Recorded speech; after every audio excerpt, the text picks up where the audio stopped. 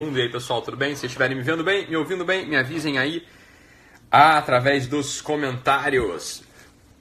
Muito bom, pessoal. Chegamos aqui mais uma vez na sexta-feira, véspera aí do final de semana. Espero que vocês aproveitem esse diazinho que ainda tem, né, muito a render, né? Pessoal que estiver no trabalho, que trabalhe bem. Pessoal que estiver aí no meio dos seus afazeres, que façam seus afazeres bem, sem aquela fuga mental, psicológica de fugir do trabalho para aproveitar o final de semana. Não, aproveite até o final essa semana, aproveite até o final, espremam até o fim, como quem espreme ali uma laranja, né? Aquele sujeito sedento que espreme uma laranja para beber assim até o último suco da fruta. Então não deixem para depois, né, esse assunto de aproveitar cada segundo, cada minuto deste dia. Tá bom, pessoal? Isso é importante. Então, vamos entrando aí, pessoal, entrando já conosco, mais um dia, perfeito. Um fenômeno acontece, é o que eu vou falar hoje exatamente, né? Então já estava para falar isso. Algumas pessoas religiosas me escrevem, né? Algumas pessoas religiosas das mais diversas denominações, né? Então, cristãs, espíritas, etc. Então, muita gente me escreve aqui e eu vou acompanhando um pouco a mentalidade, vou acompanhando um pouco aqui o fenômeno da psicologia do sujeito religioso nos nossos tempos, né? E a maior parte das pessoas definitivamente que me escreve, os religiosos, a maior parte que me escreve são protestantes ou católicos, né? E muitos também, claro, né, alguns espíritas, né, me escrevem também, muita gente sem religião em concreto, mas que tem aquele senso religioso, como se diz, né, tem uma demanda por coisas do alto, tem uma demanda por Deus, né, pelo divino, pelo sagrado, o que seja. Então algumas pessoas, muita gente que me escreve, né, tem essa sensibilidade, por assim dizer. E até entre os ateus que me escrevem, não são ateus, por assim dizer, militantes, né, então nunca recebi aqui uma pergunta, uma mensagem de um ateu militante, né? Mas o que eu vejo, né, eu vejo e acho isso lastimável, isso é lastimável, isso nada tem a ver com a religião verdadeira. Eu vejo muitos daqueles que começam, sobretudo os que começam, né, no caminho da religião, afetando uma certa postura, afetando uma certa inclinação de quase que subserviência, né, algo que simulasse já uma fraqueza, um enfraquecimentozinho, né, como se, né, para que eu fosse religioso eu precisasse ser um idiota, né? Como se para que eu fosse um religioso eu precisasse ser um imbecil ou um sujeito que, eu vou ser enrolado mesmo e não tem problema, né? Por quê? Porque o Cristo disse que eu tenho que dar a outra face. E aí começa a vir com uma série de versiculites, né? Um monte de versículo bíblico ou um monte de compreensões mal feitas da vida de heróis, de santos, de sujeitos religiosos, que em nada tem a ver com a religião verdadeira. Você pega os grandes representantes da religião, nenhum deles foi fracote, né? Fraquinho, imbecil, nenhum deles, né? Então, às vezes eu vejo pessoas que acabaram de entrar no caminho da religião e afetando um certo desprendimento, afetando uma certa compreensão superior do espírito e desapego, por exemplo, né? Chegam a um restaurante, pedem, sei lá, né? Bife e batata frita.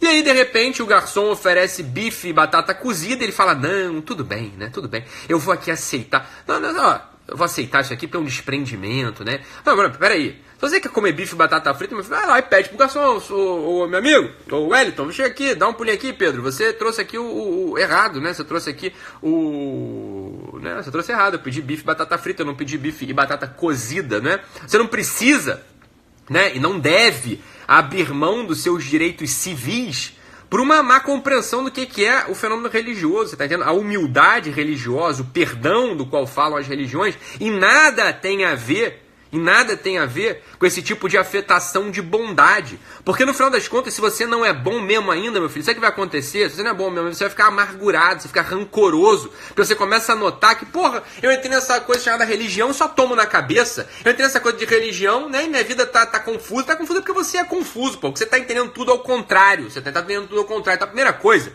não é verdade? É ser forte.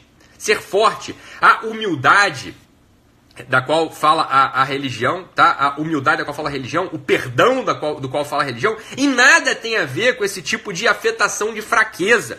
Para começar, o perdão é atributo dos mais fortes, meu filho. Assim, o perdão é atributo de quem é forte. Então é o seguinte, eu podendo te matar, eu podendo te prender, eu podendo te difamar, eu podendo te destruir, nada faço porque te perdoo. O perdão é atributo de quem é mais forte para começar. Para começar é isso. Né? O sujeito que está lá por baixo, né? O sujeito que está lá por baixo, como que ele não tem poder de perdoar?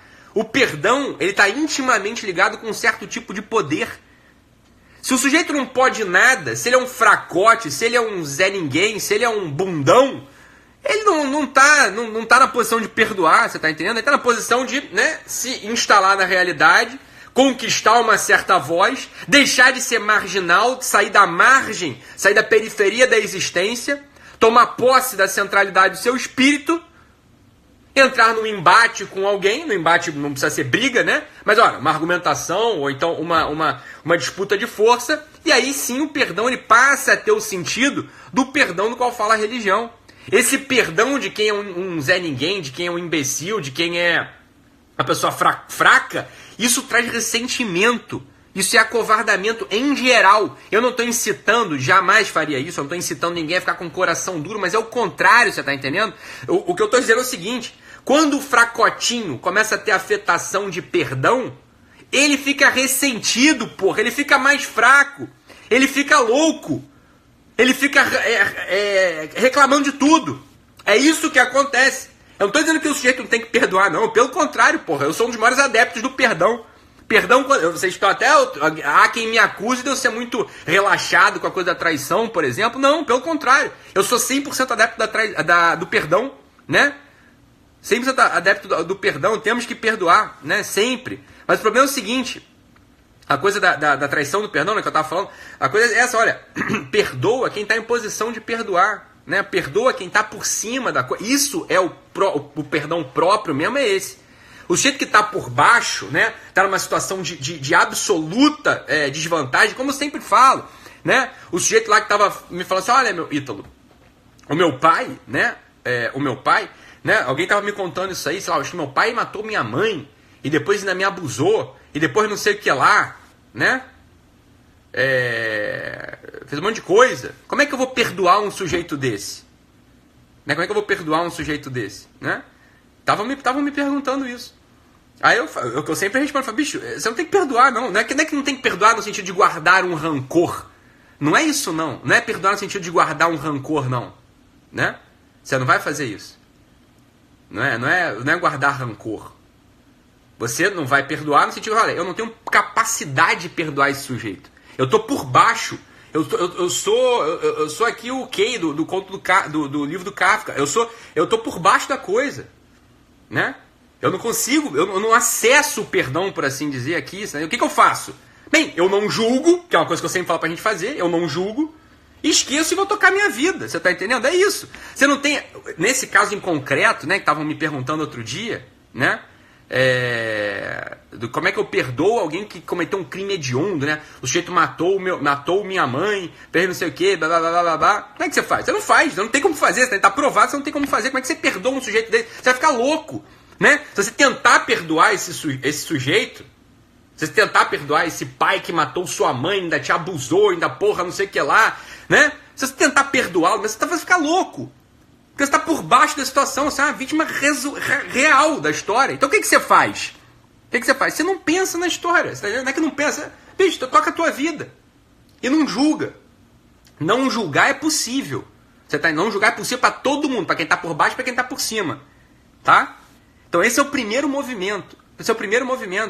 O problema é esse, é que se a gente começa a querer perdoar todo mundo, né, indistintamente, seguindo ali o mandato evangélico, seguindo o mandato bíblico, seguindo o mandato da religião, você vai ficar louco. Você não tem estrutura para perdoar, se você não tem poder, você não perdoa. Então, nesse sentido, é claro, o perdão é atributo divino. Né? Quem tem poder, só quem tem mais poder consegue perdoar mesmo. Tá? Só quem tem mais poder consegue perdoar mesmo. Né? Quem está por cima, de fato, consegue perdoar. Né? Quem está por baixo e tenta perdoar, ainda é um fracotinho, um rancorosozinho, vai ficar mais rancoroso ainda, vai ficar mais fraco ainda, você entendeu? Não estou dizendo que você não tem que perdoar. Nesse caso desse pai que matou a mãe, que não sei o que estavam me contando essa história aqui esses dias, uma coisa terrível, né? O que você vai fazer?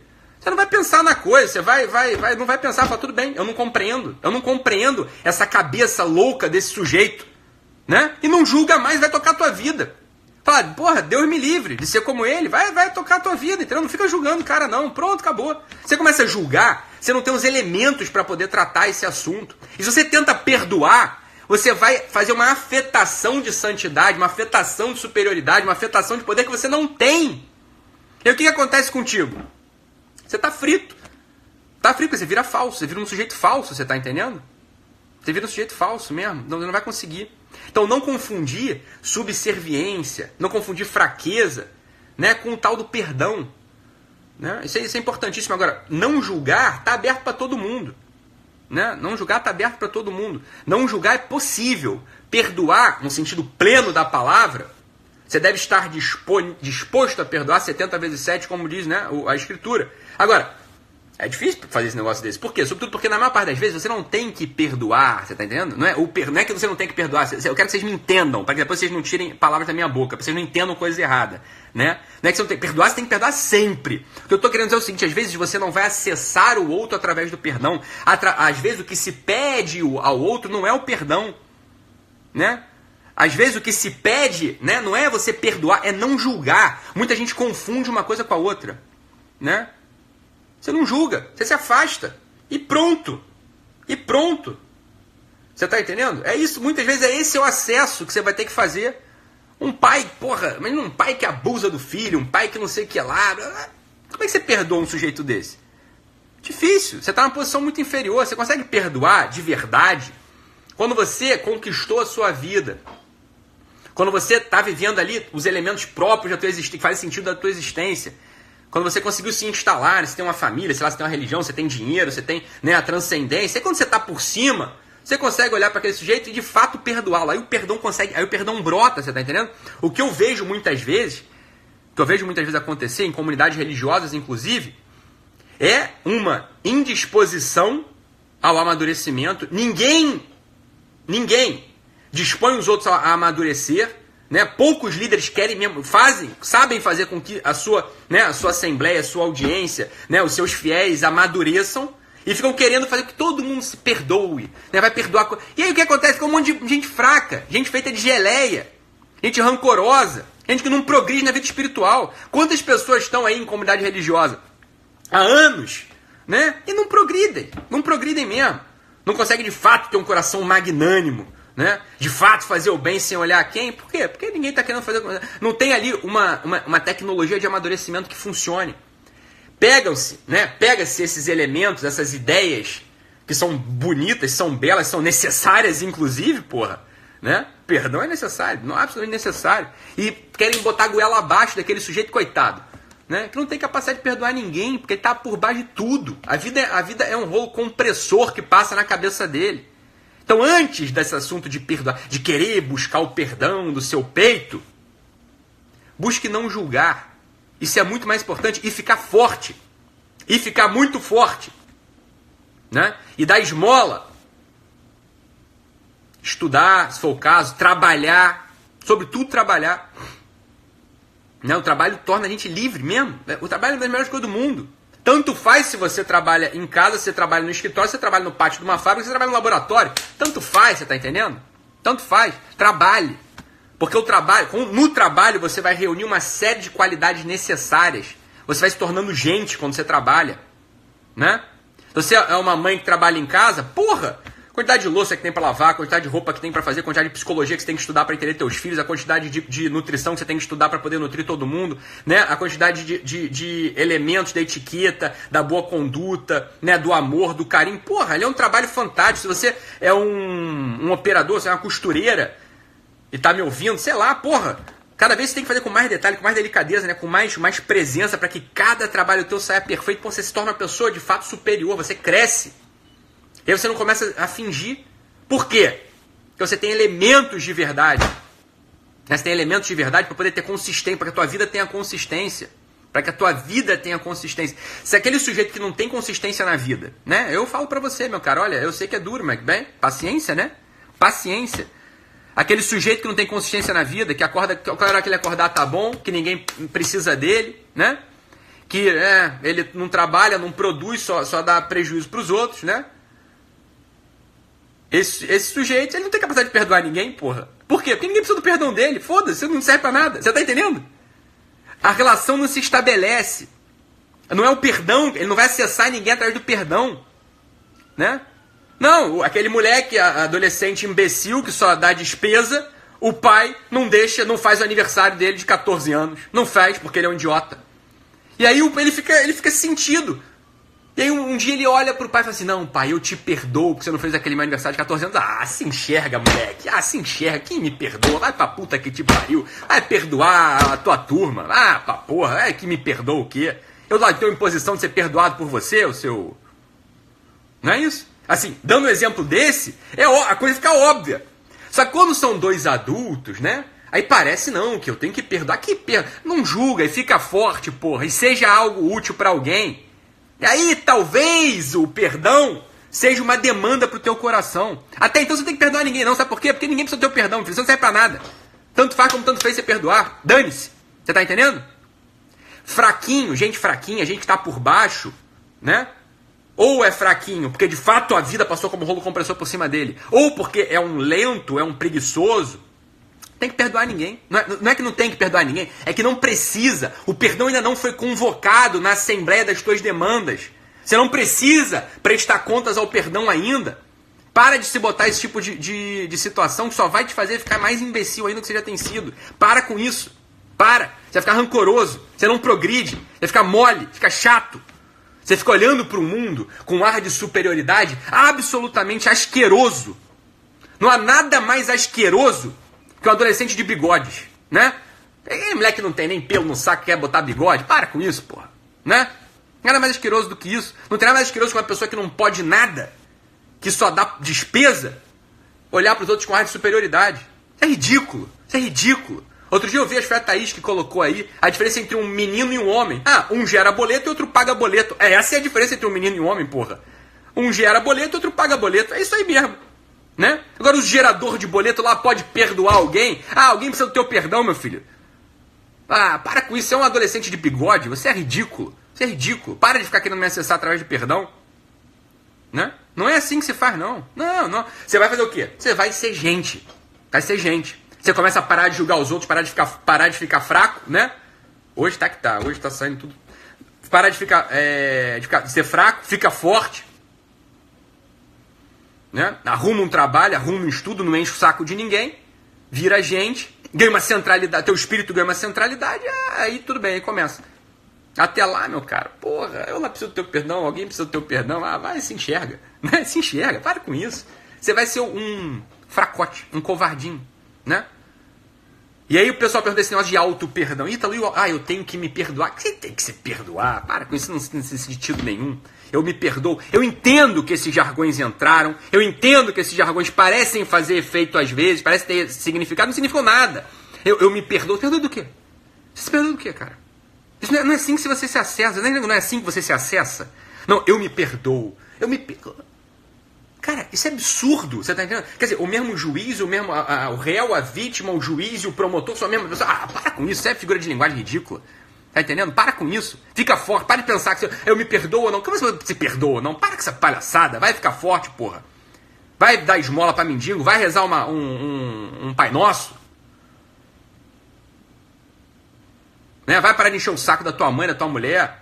Lava a louça, faz compra de casa. Aí a vida começa. Até lá eu me auto-perdoo. Você tá se olhando, você tá se analisando. Sabe o que vai acontecer contigo? Você vai deprimir porque você é um bosta. Eu sou um bosta. Sabe o que vai acontecer? Nada. Tá entendendo?